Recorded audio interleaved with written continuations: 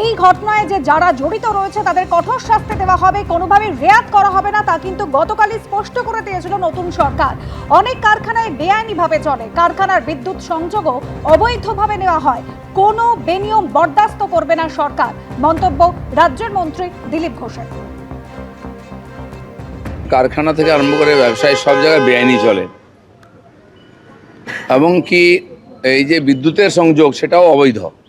কারখানা চলছে, মোজার জুতোর কারখানা, সেখানে বৈধ কানেকশান নেই। আপনারা জানেন মগরাহাটেতে ইলেকট্রিসিটি বোর্ডের তরফ থেকে গেছিল সেই কাটতে কানেকশান, তাদের উপর অ্যাটাক করা হয়েছিল, পালিয়ে এসেছিল পুলিশ। এটা আজ নয়, বহু বছর চলছে। সেই জন্য ব্যবসা করবেন, পয়সা কামাবেন, সরকারকে দেবেন, এটা নয়। সরকারের রেভিনিউ কম আসে, আর সরকারের সঙ্গে যুক্ত লোকেরাই অবৈধ কাজ করে, এগুলো চলবে না। আর সেই জন্য সরকারের রেভিনিউ দরকার, যত রিসোর্স আছে আমাদের সেগুলোও অবৈধভাবে ব্যবহার হয়। অলরেডি বহু জায়গায় অবৈধ গুন্ডা ট্যাক্স বন্ধ হয়ে গেছে, বালি পাথর ইত্যাদি কয়লার অবৈধ বন্ধ হয়ে গেছে কারবার। এই ধরনের ব্যবসাতেও যে ধরনের অবৈধ কাজ চলছে সেগুলো বন্ধ করতে হবে, নাহলেও বৈধ কানেকশন নিতে হবে। তিলজলায় চামড়ার কারখানায় আগুনে মৃত্যু হয়েছে দুজনের, 3 জন গুরুতর জখম। যেরকম আপডেট আপনাদের সামনে দিলাম কিছুক্ষণ আগেই, কারখানার মালিক ও ম্যানেজারকে ইতিমধ্যে গ্রেপ্তার করা হয়েছে। তবে এই ঘটনায় 4 সদস্যের তদন্ত কমিটি তৈরি করে দিয়েছেন মুখ্যমন্ত্রী, আর আজই সেই কমিটির রিপোর্ট দেবে বলে খবর। অন্যদিকে নাজিরাবাদ কাণ্ডের প্রসঙ্গ টেনে কড়া হুঁশিয়ারি দিয়েছেন পুর ও নগর উন্নয়ন মন্ত্রী অগ্নিমিত্রা পালও। বেআইনি কারখানা এসব হবে না, চলবে না। নাজিরাবাদে অগ্নিকাণ্ডে স্বজনহারাদের পরিবারের ক্ষত এখনো শুকোয়নি। এবার তিলজলায় চামড়ার কারখানায় অগ্নিকাণ্ডে মৃত্যু হলো দুজনের। মঙ্গলবার তপসিয়ার জিজে খান রোডের এই কারখানায় আগুন লাগে, নিমেষের মধ্যে আগুন ছড়িয়ে পড়ে। এবার এমন জায়গায় জিনিসটা হয়েছে, দুদিকে গেট আছে, গেটের মুখী, এবার বেরোবার মতো সেরকম পজিশন ছিল। দুটো সিঁড়ি, ডবল সিঁড়ি, মানে দুটোই সিঁড়িতেই জাম হয়ে গেছে ওই আগুনের ঝাটকায়। এই ঘটনায় কঠোর অবস্থান নিয়েছেন মুখ্যমন্ত্রী শুভেন্দু অধিকারী। কলকাতার পুলিশ কমিশনার, পুর কমিশনার, দমকল সচিব এবং ক্ষুদ্র মাঝারি শিল্পের সচিবকে নিয়ে কমিটি তৈরি করে দেওয়া হয়েছে। বুধবার সকাল 11টার মধ্যেই রিপোর্ট দিতে নির্দেশ দেওয়া হয়েছে। না, আপনি তো কমিটি ইতিমধ্যেই তৈরি করেছেন। চিফ সেক্রেটারি কমিটি করেছে, সকাল 11টায় রিপোর্ট দেবে, এফআইআর হবে, এবং এটাই শেষ ধরে নিন, এই ধরনের কাজ করতে দেবো। আইনের শাসন প্রতিষ্ঠা করার জন্যই ভারতীয় জনতা পার্টিকে মানুষ দায়িত্ব দিয়েছে, অপরাধীদের লুকানোর জন্য না। একটা কমিটি গঠন করা হয়েছে, যেখানে সিনিয়র অফিসার আছেন। তো একটা রিপোর্ট তৈরি করা হবে প্রত্যেকটা বিষয় দেখে, কি বিল্ডিং পারমিশন ছিল কি ছিল না, ইলেকট্রিক্যাল কজ অফ ফায়ার কি আছে, ঠিক আছে, তারপরে ওইখানে ফায়ারের ইকুইপমেন্টগুলো ছিল কি না, কাজ করেছে কি না, এই সবগুলো দেখে কমিটি একটা রিপোর্ট দিবে গভর্নমেন্ট কাছে। জানুয়ারি মাসে নাজিরাবাদে ওয়াও মোমোর গুদামে এভাবেই ভয়াবহ আগুন লেগেছিল। দম আটকে ঝলসে মৃত্যু হয় 27 জনের। মঙ্গলবার তিলজলার অগ্নিকাণ্ডের প্রেক্ষিতে সেই প্রসঙ্গ টেনে কড়া হুঁশিয়ারি দেন পুর ও নগর উন্নয়ন মন্ত্রী অগ্নিমিত্রা পাল। ওয়াও মোমোর কারখানাতে 30 জন পুরো ছাড়ি হয়ে গেল। আগের সরকার আনসারেবল ছিল না, অ্যাকাউন্টেবল ছিল না, ঘুষ নিয়ে মানুষকে একদম যৌতুকগৃহ তৈরি করে দিয়েছেন আজকে পশ্চিমবঙ্গ। শুধু কলকাতা নয়, শুধু তিলজলা নয়, সব জায়গাতে।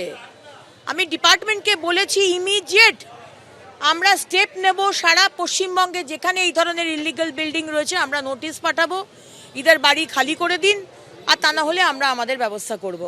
তিলজলার অগ্নিকাণ্ডে গুরুতর জখম হয়েছেন 3 জন, তাদের মধ্যে 2 জন ভেন্টিলেশনে। সন্দীপ সরকার, সত্যজিৎ বৈদ্য ও ঐশী মুখোপাধ্যায়ের রিপোর্ট, এবিপি আনন্দ। যেন কেঁচো খুঁড়তে গিয়ে কেউটের হদিশ মিলল। শিক্ষা দুর্নীতি তদন্তে প্রমোটার অয়নশীলের সল্টলেকের অফিসে তল্লাশির সময় উদ্ধার হয় পুরো নিয়োগ সংক্রান্ত বেশ কিছু নথি। আর সূত্রে খবর, উদ্ধার হওয়া সেই নথি এবং পরবর্তীকালে অয়নশীল এবং বাকিদের জেরার ভিত্তিতে উঠে এসেছিল সুজিত বসুর নাম। সোমবার প্রায় 10.5 ঘন্টা জিজ্ঞাসাবাদের পর তাকে গ্রেফতার করে এনফোর্সমেন্ট ডিরেক্টরেট। একেবারে রেড চার্ট বেঁধে চাকরি বিক্রি, একই দিনে নিয়োগের বিজ্ঞপ্তি, অ্যাপয়েন্টমেন্ট লেটার ও কাজে যোগদান। একাধিক প্রাক্তন মন্ত্রী, পুরসভার চেয়ারম্যান, ভাইস চেয়ারম্যানদের জড়িত থাকার অভিযোগ। তৃণমূল আমলে যেসব বিরাট দুর্নীতির অভিযোগ উঠেছে তার মধ্যে অন্যতম একাধিক পুরসভায় চাকরি বিক্রি। এই মামলাতেই ইডির হাতে গ্রেপ্তার হলেন তৃণমূল নেতা ও প্রাক্তন দমকল মন্ত্রী সুজিত বসু। সুজিত বোস প্রাক্তন দমকল মন্ত্রী, তাকে ইতিমধ্যে এনফোর্সমেন্ট ডিরেক্টরেটের তরফ থেকে পুরো নিয়োগ দুর্নীতি মামলায় যে তাকে গ্রেপ্তার করা হয়েছে, গ্রেপ্তারের পরে তাকে ইতিমধ্যে নিয়ে যাওয়া হচ্ছে। সেই ছবিটা আমরা দেখতে পাচ্ছি, সেন্ট্রাল ফোর্সের বাহিনী তারাও এখানে রয়েছেন। এই দুর্নীতির হদিশ যেভাবে মিলেছিল তা যে কোনো থ্রিলারকেও হার মানাতে পারে, ঠিক যেন কেঁচো খুঁড়তে কেউঠে। স্কুলে নিয়োগ দুর্নীতি ঘিরে রাজ্য তখন তোলপাড়। 2023 সালের 19শে মার্চ দ্রুত প্রমোটার অয়নশীলের সল্টলেকের অফিসে তল্লাশি অভিযান চালায় ইডি। এই কেন্দ্রীয় এজেন্সি সূত্রে দাবি, অয়নশীলের অফিস থেকে অন্তত 7টি পুরসভার নিয়োগ সংক্রান্ত নথি ও চাকরি প্রার্থীদের নামের তালিকা উদ্ধার হয়। অফিসের ড্রয়ার থেকে উদ্ধার হয় 400টি ওএমআর শিট, যার মধ্যে অনেকগুলি ওএমআর শিট ফাঁকা ছিল। ইডি সূত্রে দাবি করা হয়, প্রমোটার অয়নশীলের সংস্থা এবিএস ইনফোজোনের অফিসের কম্পিউটারের ফোল্ডারে যে নথি পাওয়া গিয়েছিল সেখানেই ছিল একাধিক প্রভাবশালীর নাম। উল্লেখ করা ছিল চাকরি বিক্রির টাকার অঙ্ক। আদালতে অয়নশীলের অফিসকে ডেটা মাইন বা তথ্যের খনি বলে উল্লেখ করেছিল এনফোর্সমেন্ট ডিরেক্টরেট। তদন্ত আরও এগোনোর পর সামনে আসে চাঞ্চল্যকর তথ্য। গোয়েন্দা সূত্রে দাবি করা হয়, একেবারে রেড চার্ট তৈরি করে পুরসভার চাকরি বিক্রির অভিযোগ সামনে আসে। কিন্তু এই চাকরি বিক্রির টাকা কাদের পকেটে যেত? ইডি সূত্রে আরও দাবি, অয়নশীলের সল্টলেকের অফিসে তল্লাশির সময় সেখানে একটি ডায়েরি উদ্ধার হয়, যেখানে কোড ওয়ার্ডে বিভিন্ন নাম লেখা ছিল।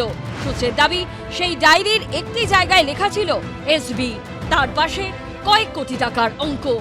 ইডি সূত্রে দাবি, পরবর্তীকালে জেরায় অয়নশীল দাবি করেন সেই এসবি আসলে সুজিত বসু। সেই থেকে পুরনিয়োগ দুর্নীতি মামলায় কেন্দ্রীয় এজেন্সি স্ক্যানারে আসেন প্রাক্তন দমকল মন্ত্রী।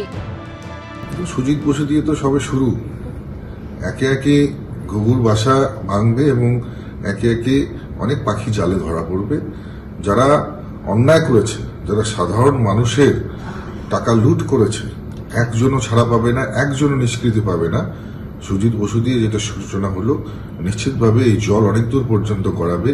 জেলায় জেলায় পর্যন্ত যারা বিভিন্ন দুর্নীতির সঙ্গে যুক্ত, কেউ রেহাই পাবে না, প্রত্যেককে জেলে যেতে হবে।